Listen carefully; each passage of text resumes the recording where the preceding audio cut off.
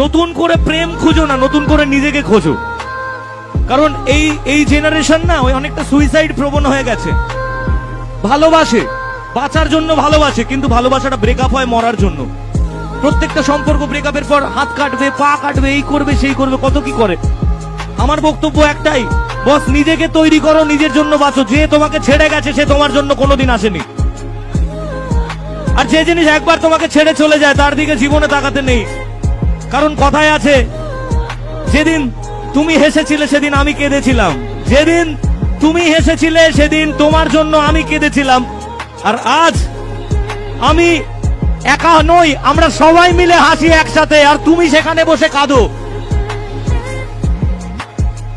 তাই একটাই কথা বলবো, নিজেকে তৈরি করো আগে। কারণ এ জীবন আমাদের বাবা মায়ের দেওয়া আর ঈশ্বরের দেওয়া, তার দেওয়া নয় যে তোমায় মাঝপথে ছেড়ে চলে গেছে।